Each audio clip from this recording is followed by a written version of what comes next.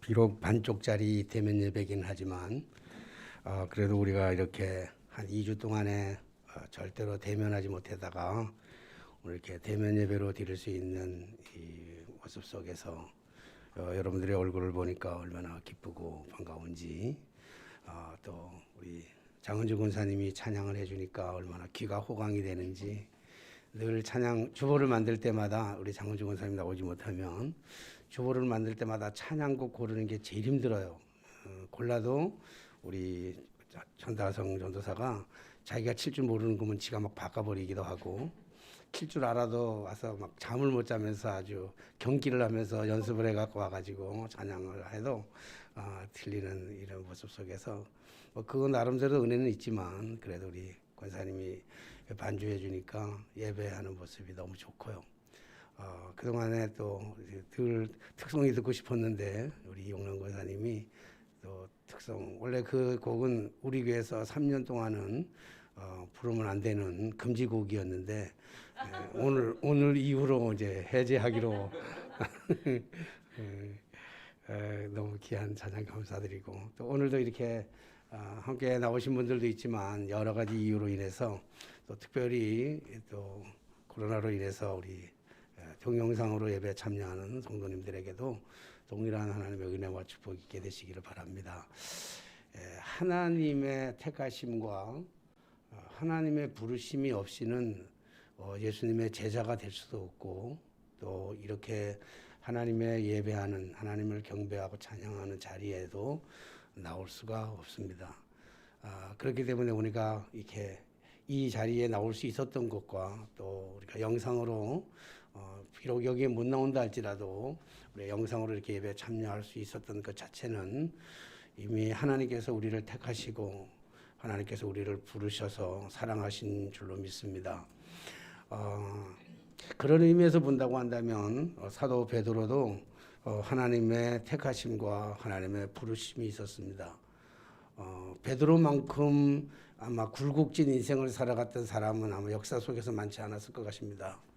물론 인생이라고 하는 건 다 그렇죠. 다 인생이 굴곡진 삶을 살아가고 있지만, 그러나 베드로도 참으로 많은 굴곡진 인생을 살아갔던 사람입니다. 그는 갈릴리에서 태어나서 어릴 때부터 바닷가에서 어릴 때부터 고기 잡는 기술을 배웠고, 그래서 반평생을 갈릴리에서 고기 잡는 업으로 그렇게 삶을 살아갔던 사람입니다. 그러던 어느 날 자신의 경험과 자신의 의지와 전혀 상관없이 바닷가에 나와서 밤새도록 그물을 던졌지만 한 마리의 고기도 잡지 못하고, 그리고 돌아와서 다음 날을 위하여 그물을 싣고 있는 그때 수없이 많은 사람들이 바닷가로 몰려왔고, 그리고 낯선 그분 한 분이 베드로의 배를 빌려서 베드로의 배에 올라와 가지고 전혀 들어보지 못했던, 지금까지 한 번도 경험하지 못했던, 지금까지 한 번도 들어보지 못했던 서기관들과 바리새인들의 그러한 강론과는 달리 하늘의 메시지를 전하시는 예수님 그 말씀을 들은 다음에 예수님께서 말씀을 마치시고 그리고 베드로에게 깊은 데 가서 그물을 내리라고 말씀하셨습니다.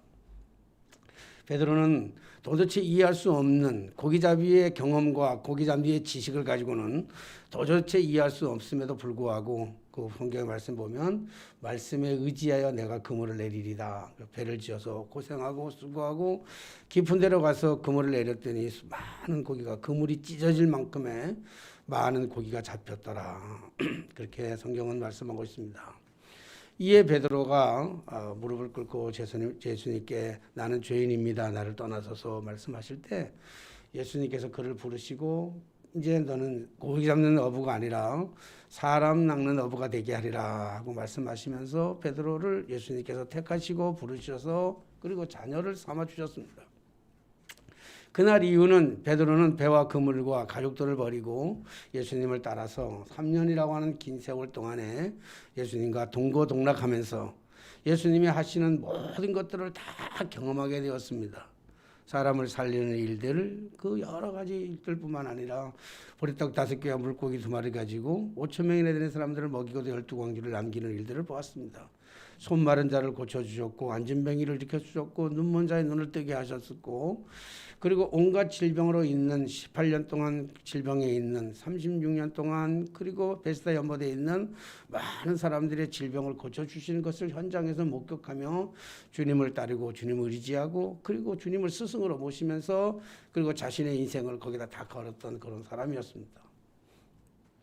그러던 어느 날 절정기 예수님의 그 사역의 절정기에 이르렀을 때 예수님께서는 사람들에게 물었습니다. 제자들에게 물었습니다. 사람들은 나를 누구라 하느냐? 그러니까 여러 사람들이 엘리야나 다른 사람들이 예언자들이라고 얘기하지만 예수님의 마음에는 흡족지 않았어요. 그래서 예수님께서 제자들을 돌아보시면서 제자들에게 물었습니다. 너희들은 그러면 다른 사람들은 그렇게 얘기하는데 그럼 당신네들 너희들은 나를 어떻게 뭐라고 생각하느냐 하고 예수님께서 제자들에게 물었어요. 그러더니 제자들은 다 서로 눈치를 보면서 대답하지 못했지만 이때 툭 튀어서 나와서 대답했던 사람이 바로 베드로인데 베드로가 뭐라고 얘기했냐면 주는 그리스도시요 살아계신 하나님의 아들입니다. 이렇게 얘기를 했어요. 예수님이 너무 기뻐하셨다고요. 바웨나 시몬아 내가 정말 복되도다. 어떻게 이 어마어마한 진리를 이 어마어마한 이 복음을 네가 어떻게 이렇게 알 수 있었고 깨달을 수 있었느냐.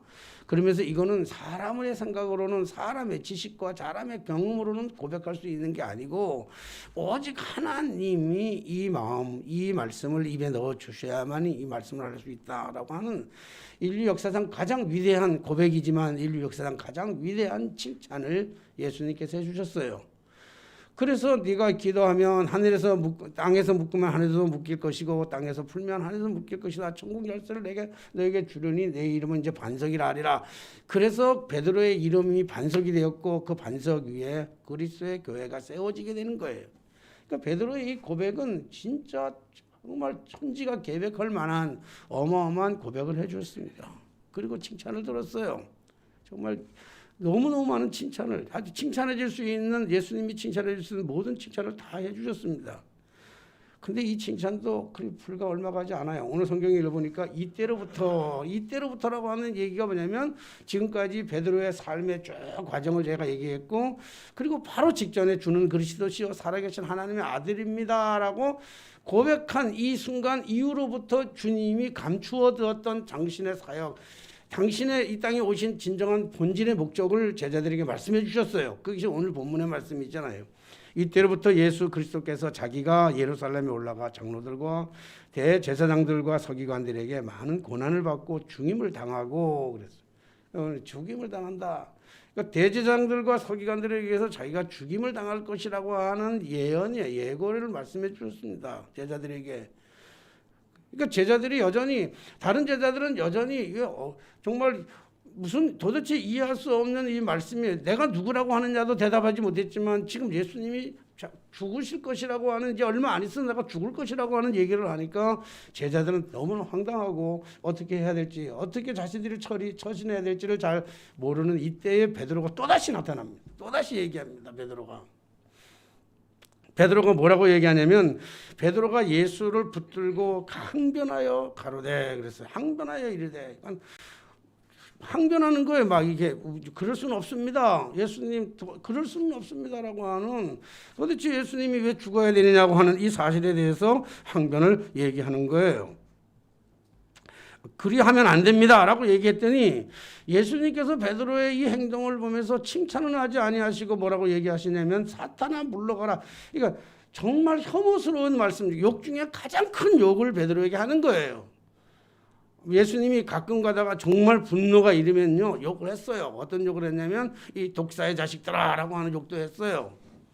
심할 때는 이 독사의 자식들아. 그럼 독사의 자식들아 하는 얘기는 우리나라 말로 하는 흔히 쓰는 이 우리 욕하는 거 있잖아요.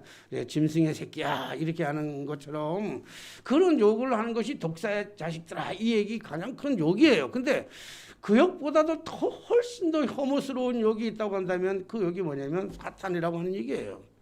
베드로에게 지금 사탄아 물러가라 그렇게 얘기한다고요. 베드로는 지금 예수님이 죽으실 것에 대한 예고하셨을 때 베드로의 이 말은 충언이었습니다. 충성된 언어였어요. 실제로 예수님을 사랑하는 의미에서 누구든지 예수님을 죽이려고 하는 사람이 있다 한다면 그러면 자기가 목숨을 걸고 예수님을 지켜드리겠다는 거예요. 내가 목숨을 걸고 지키지고 아무도 예수님 죽으셔도 안 될 뿐만 아니라 예수님을 죽이려고 어느 누가 들어온다 할지라도 내가 예수님을 내 목숨을 다 바쳐서 예수님을 지켜드리겠습니다라고 하는 이 충성된 표현을 베드로가 했던 거예요. 그런데 예수님께서는 베드로의 생각과 전혀 다르게 사탄아 물러가라 그렇게 얘기했으니 이 얘기를 들은 베드로의 심정은 어떠했겠냐고요. 아마 온 마음이 갈기갈기 다 찢어질 거예요. 아마 자존심이 다 상할 것이라고요.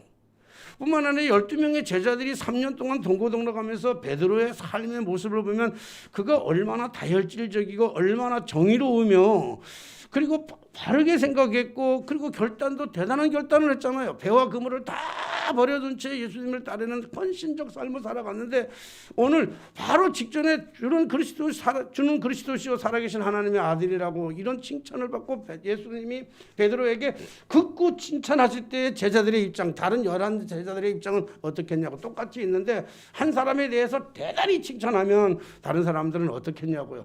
그런데 그 11사람들의 보는 앞에서도 말이에요. 동료들 앞에서도 자기에게 사탄아 물러가라고 하는 이 얘기를 들은 베드로의 심정은요. 아마 총갈래 망갈래 찢을 뿐만 아니라 얼마나 요즘 말로 젊은 애들이 말하면 아는 언어로 쓴다면 얼마나 쪽팔리겠어요. 그리고 다른 11제자들의 심정으로 가지고 보면 그봐 잘난 척 하더만 고소하다가 막 비난하고 조소하고 조롱하고 손가락질하고 아마 그러게도 틀림없었을 거예요. 베드로의 마음은 갈기갈기 다 찢어졌어요. 다 헝클어져 버리고 말았어요. 온갖 생각이 다 흐트러져 버리고 말았다. 이 정도가 되면 보통 사람들 같으면 이 정도 되면 어떻게 하겠어요? 아마 침 뱉고 돌아섰을 거예요.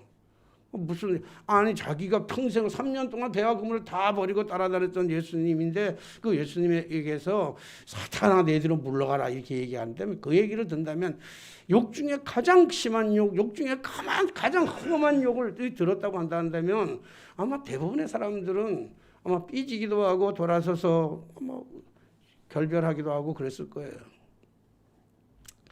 베드로의 이런 엄청난 자존심이 있음에도 불구하고 베드로는 우리가 성경에서 알다시피 베드로는 마음의 갈등과 흔들림이 있으면서 여러 가지 있었지만 예수님이 마지막 십자가에 달려 돌아가실 때 물론 주님을 3번 배반하는 내가 모른다고 배반하는 그런 것으로 주님을 잠시 동안 떠난 시간은 있었지만 그러나 예수님이 십자가에 달려 돌아가시는 그 모든 순간까지 고난과 역경과 아픔과 그 모든 것을 다 지켜보면서까지도 베드로는 예수님을 끝까지 배신하지 아니하고 예수님의 곁에서 붙어 있었던 거예요. 같이 함께 주님의 사역을 함께 더불어서 함께 살아갔던 베드로의 모습을 오늘 우리 성경에서 볼 수가 있습니다.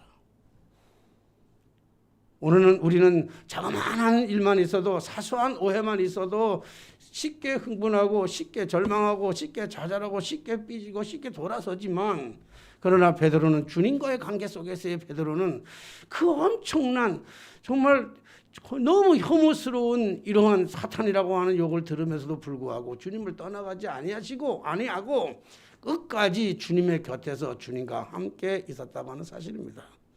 사랑하신 성도 여러분, 충성이라고 하는 것은 무엇입니까? 충성이라고 하는 것은 내 뜻과 내 의지와 내 경험과 내 생각에 합당한 일에 맞다고 생각해서 내 일과 똑같다고 생각해서 그 일에 내가 목숨을 거는 그래서 그 사람과 내 생각이 똑같기 때문에 내가 그 사람과 내 목숨을 걸겠다고 하는 것이 충성은 아닙니다.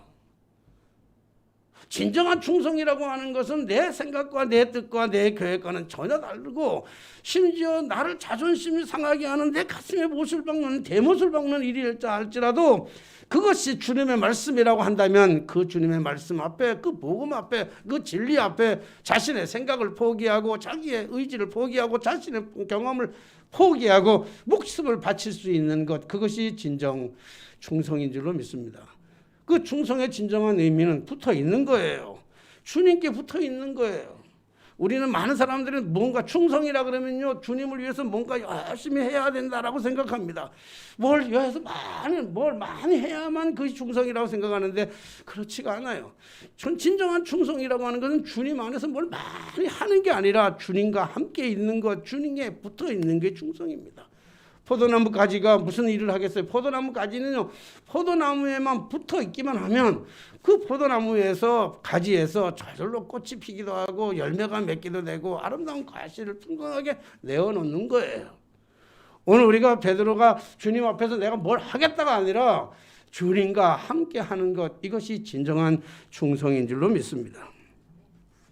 그렇다면 이렇게 주님 앞에 충성하고 이렇게 했음에도 불구하고 오늘 베드로는 그런 상처를 받았음에도 불구하고 베드로는 예수님의 곁을 떠나지 않았습니다. 웬만하면 미치기도 하고 흥분하기도 하고 원망하기도 하고 저주하기도 하고 그래서 예수님을 떠나갈 텐데 그럼에도 불구하고 베드로는 끝까지 예수님의 곁에서 예수님과 함께 했던 것이죠. 왜 예수님의 이런 욕설 속에서도 주님을 떠나가지 않았을까요? 그것은 자신을 내려놓았기 때문에 그렇습니다. 예수님을 인정하고 예수님을 젖대로 받아들였기 때문에 그렇습니다. 지금 당장에는 예수님이 하시는 그 말씀의 의미를 도대체 깨달을 수가 없어요. 왜 죽어야 하는지, 그 놀라우신 분이 그 많은 기적을 죽은 자까지도 살리셨던 그분이 왜 죽어야 하는지 베드로는 도무지 이해할 수가 없었습니다.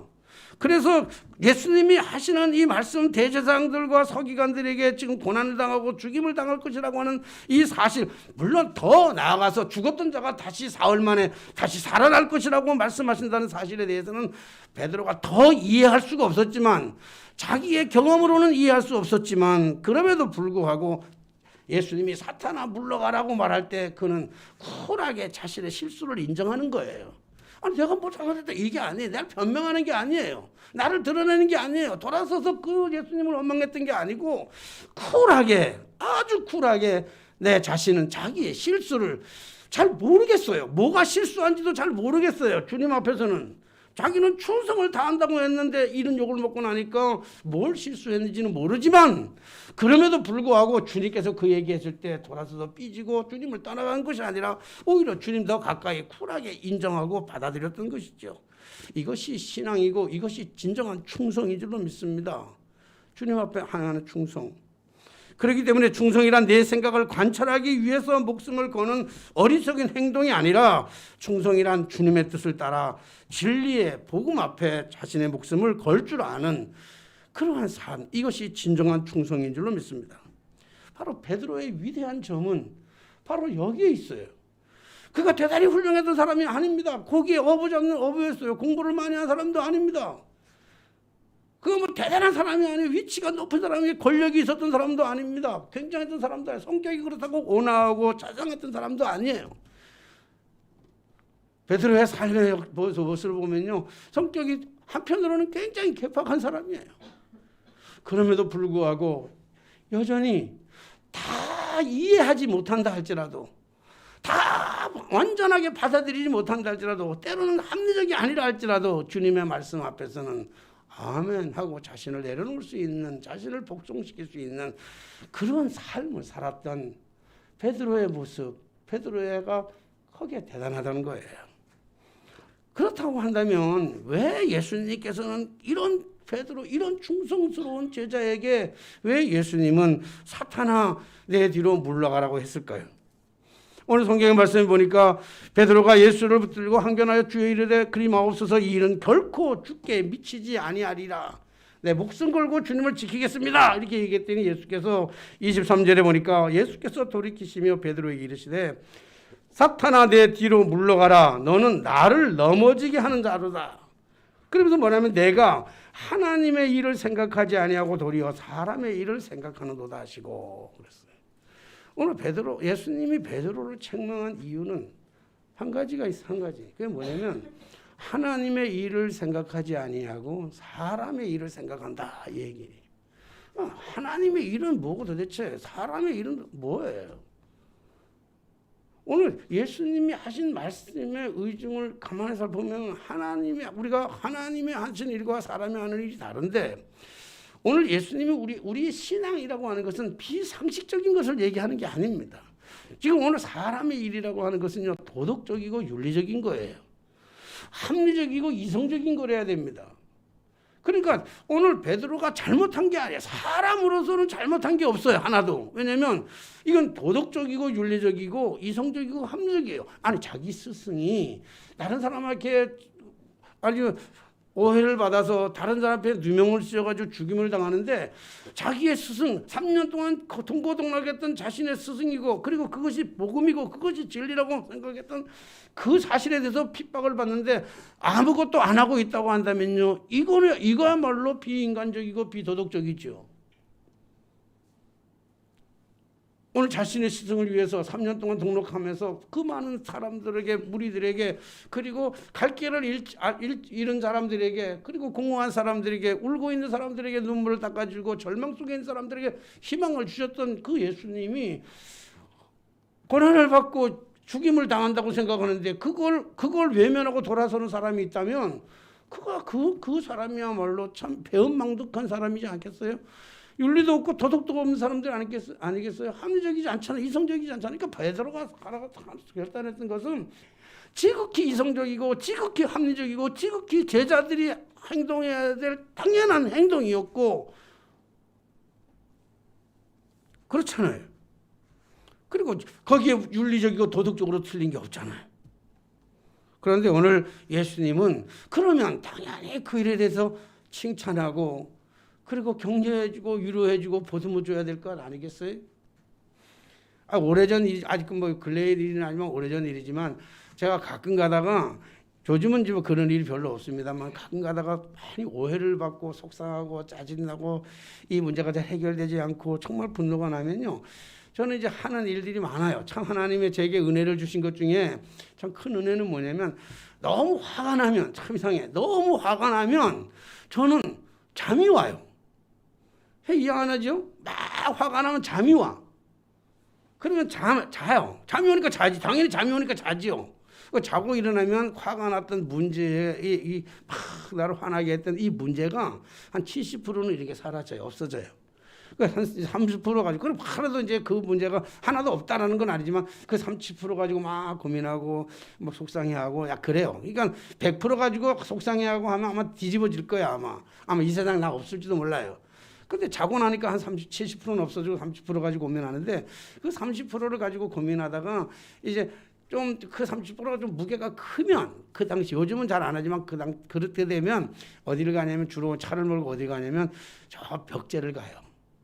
벽제 화장터에 가가지고, 그리고 화장터에 그 불구덩이 속으로 들어가는, 시신 들어가는 모습, 뭐 나하고는 상관없지만 그 모습을 가만히 보다 보면 한 줌의 흙인데 뭐, 저 한 줌의 흙, 사람은 한 줌의 흙인데 내 사는 인생이 얼마나 길면 또 얼마나 길다고. 그런데 죽으면 저 한 줌의 흙밖에 안 되는 존재, 뿌리면 아무것도 아닌 그 존재인데 그거 가지고 사람을 오해하고 그것까지 사람을 미워하고 그것 때문에 혼자 괴로워하고 어리석다, 이런 생각을 다 이제 그 한참 보다가 이제 집에 내려오면 뭐 거의 한 90% 정도는 없어져요.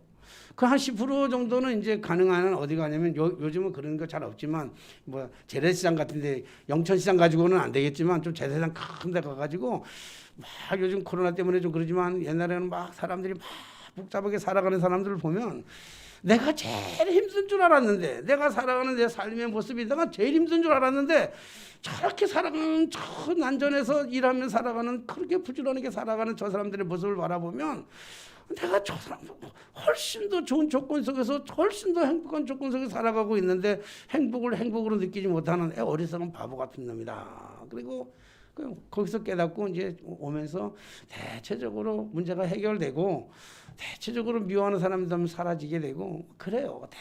이렇게 해요. 물론 제일 좋은 목사는, 여러분들이 생각하는 목사는 그냥 그 문제 가지고 기도원에 가서 빡세게 기도하다가 내려오면 제일 좋겠지, 이렇게 생각하지만 뭐 여러 가지 방법이죠. 방법이, 어떤 사람은 기도해서 푸는 방법도 있고 어떤 사람은 다 다르지만 저는 이제 그런 방법으로 푸는데, 한 번은 장례식장을 갔는데, 그 벽제 화장터를 갔는데요, 기독교 장례식을 치르는 거예요, 목사님이. 근데 그 목사님이 그렇게 나이는 많이 안 들었는데 좀 젊은 목사님인데, 이게 이 캐톨릭 신부들이 주로 입는 로만 칼라라고 그러잖아요. 로만 칼라를 입고 예배 집례를 하는데, 집례하기 위해서 화장터에 있는데, 어떤 그 캐톨릭에 다니는, 천주교에 다니는 어떤 그 부인인가 봐요. 목사님한테 막 따지는 거야. 막 목사님을 따져.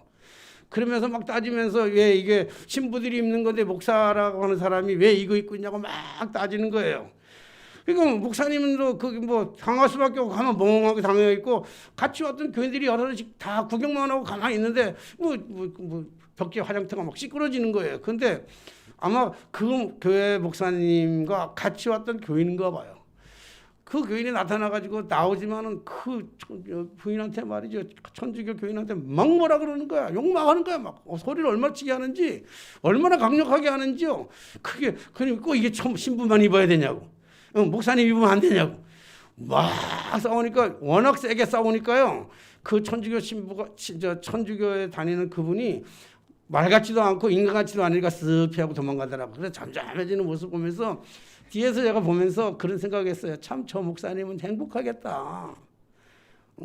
본인을 위해서 싸워야 될 본인을 위해서 목숨 걸고 싸워지는 창피를 무릅쓰고 싸워지는 저 교인이 얼마나 참 저런 교인이 있으면 참 행복하겠다 하는 생각도 해보았습니다. 오늘 베드로가 주님을 죽이겠다고 달려드는 사람들을 위해서 목숨 걸고 방해하고 죽임을 죽어가는 그 길을 방해한다고 하는 사실을 한다면요, 당연히 예수님 앞에 칭찬받아야 옳은 일이잖아요. 그럼에도 오늘 예수님께서 왜 이것이 하나님의 일이 아니기 때문에 베드로를 사탄의 뒤로 물러가라고 그렇게 말씀하셨을까요? 하나님의 일이란, 그러면 하나님의 일이란 도대체 뭐예요? 하나님의 일이라고 하는 것은 당신의 아들을 십자가에 못 박아 죽게 하시는 것, 그것이 하나님의 일이라는 거예요.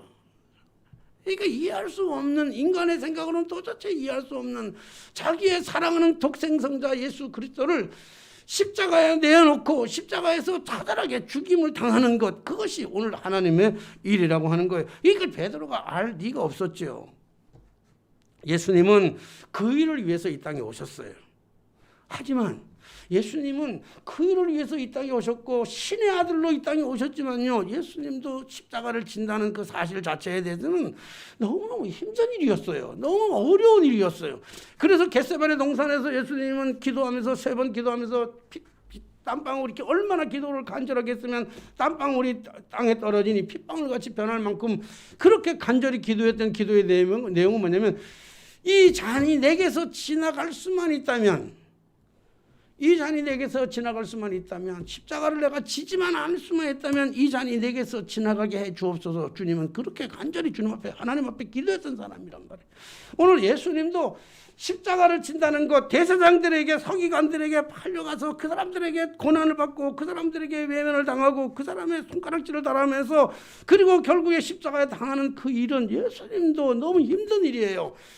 그래서 피하고 싶은데 그것을 피하라고 얘기한다면, 피하라고 얘기하고 그것을 지켜주겠다고 얘기한다고 한다면, 예수님의 입장에서는 당연히 옳은 일이고 당연히 좋은 일이고 당연히 고마운 일이긴 하지만, 하나님의 위대한 사역을 성취하시기 위해서, 하나님의 위대한 계획을 이루시기 위해서 이 모든 인간을 구원하는 그 구원의 일에 있어서는 그 일이 합당하지 아니하기 때문에 예수님은 오늘 베드로에게 사탄아 물러가라고 말씀하셨던 거예요.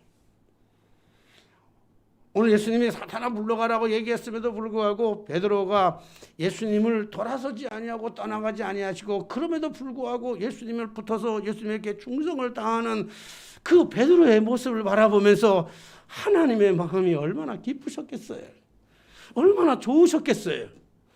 웬만하면 삐지고 웬만하면 토라지고 웬만하면 도망가고 웬만하면 실어버리고 하는 이러한 우리 세상사의 이러한 사람들의 모습 속에서, 그럼에도 불구하고 때로는 오해된지도 모르고 때로는 그 험악스러운 얘기를 들으면서도 끝까지 주님의 곁에서 지키고 있는 베드로를 바라보면서 주님의 마음은 그와 함께하고 싶으셨고, 그리고 하나님은 그에게 모든 것을 주시고 싶어하지 않으셨겠냐고요.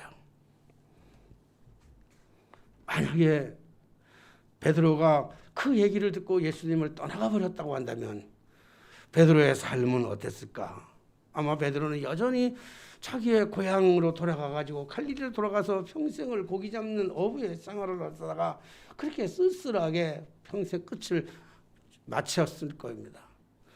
그러나 베드로가 예수님과 끝까지 그 오해를 받으면서 그렇게 자존심을 상하는 것을 속에서 주님을 끝까지 붙잡고 따라갔을 때 하나님은 베드로를 진정한 수제주로 삼아 주시지 않았어요. 예수님의 세 제자 중에서도 12제자 중에서도 가장 수제자로 주님은 세워주셨습니다. 그리고 예수님이 공생애가 마치는 그때까지 가장 근사치에서 예수님을 모실 수 있는 사람으로 만들어 주셨어요. 뿐만 아니라 베드로의 삶 속에 가장 위대했던 삶, 그는 마지막에 주를 위해서 십자가를 거꾸로 지면서 순교하는 그런 삶을 살았습니다. 많은 사람들이 얘기합니다. 아니 십자가를 거꾸로 지고 죽음을 당했다는데 그게 무슨 복이냐고 얘기하는 사람이 있어요. 그보다도 큰 저주가 어디 있냐고 얘기하는 사람이 있을 겁니다. 그러나 신학적 관점에서 본다면 이보다 더 큰 복은 없는 거예요. 여러분 살아가는 것도 참 중요합니다. 잘 사는 거 참 중요해요. 우리가 살아가면서 다른 사람들에게 해를 끼치지 아니하고 다른 사람에게 해를 받지도 않으면서도 그리고 이 세상을 살아가면서 잘 사는 것. 어제 TV 잠깐 보니까 잠깐 한 5분 정도 한 것 같아요. 텔레비 딱 보니까 뭐 나오는가 하면 강적들이라고 나오는데 4,500만 원 주식을 해가지고 4,500만 원 주식에 투자해가지고 지금 그 주식이 4,500만 원 지금 한 2천억이 됐다 그러더라고요. 뭐 한편으로는 부럽기도 하고 한편으로는 그렇게 사는 것도 축복이기도 하죠. 2천억 벌었으면 2천억 가지고 다 뭐 싸들고 죽을 때 관에 다 2천억 가지고 가는 것도 아니긴 하지만 뭐 그렇게 살아가야 사람들은 보통 그렇게 살아가야 사람들은 복이라고 얘기합니다.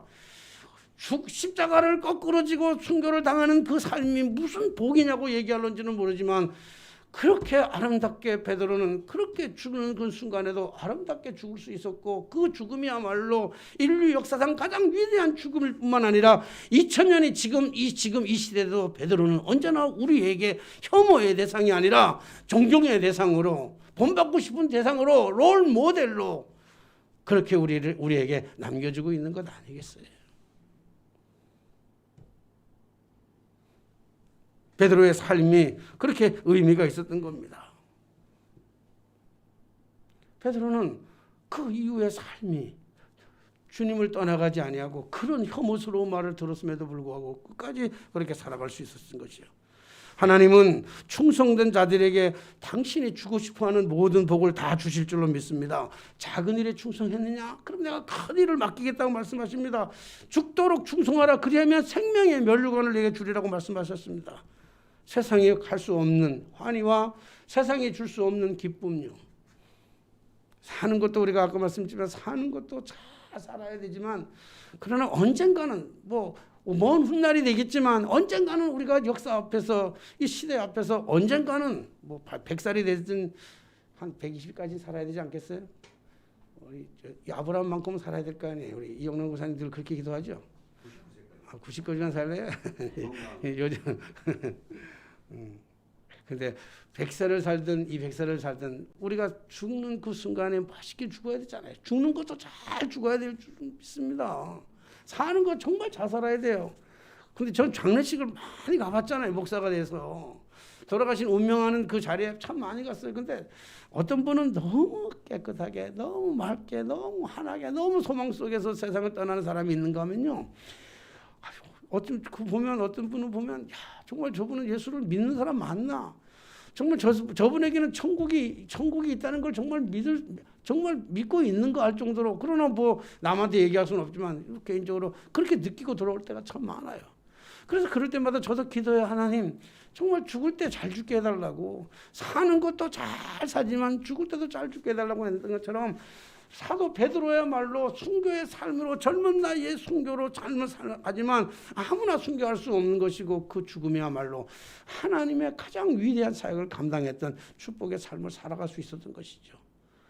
사랑하신 성도 여러분, 충성이라고 하는 것은 대단히 하는 게 아니고 때로는 우리가 좀 우리의 생각과 다르더라도 하나님을 떠나가지 마시고 주님을 떠나가지 마시고 주님의 말씀을 떠나가지 마시고 그래서 우리가 충성된 삶을 살아가기 위해서 우리가 해야 될 것이 있다고 한다면 지금 이 사순절을 지나면서 이 사순절 기간 동안에 주님 앞에 더 가까이 가는 훈련, 주님과 더 가까이 주님의 말씀을 더 듣는 훈련, 그래서 하나님의 말씀 앞으로 조금 성경 말씀 앞으로 그래도 사순절 40일 동안에 이 성경 한정을 다 통독하기는 진짜 어렵긴 하겠지만 그래도 내가 이 사순절 동안에는 성경을 좀 더 가까이 가겠다라고 하는 마음으로 나아간다면 주님은 우리와 함께 하실 것이고, 우리가 경험하지 못했던, 우리가 알지 못했던, 우리가 추구하는 진정한 행복, 기쁨, 충만함이 오늘 저와 여러분들에게 있어지게 될 줄로 믿습니다. 믿음 안에서 흔들리지 마시고, 넘어질 수는 있어요. 넘어져서 믿음으로 일어나면 되는 거니까 오늘 여러분 주님과 함께 때때로 좀 오해를 받아도, 좀 억울해도 주님 나와 함께 하심을 믿고 그 말씀 붙잡고 늘 승리하는 저 여러분들의 삶이 되게 되시기를 주님의 이름으로 축복합니다. 기도하겠습니다. 늘 주와 동행하시며 우리에게 항상 좋은 것들을 주시기를 기뻐하시는 전능하신 하나님, 때때로 우리의 생각이 잘못되어, 때로는 우리의 행동이 잘못되어, 때로는 우리의 말이 잘못되어 오히려 그것이 화근으로 돌아올 때가 참으로 많이 있을 때가 있습니다.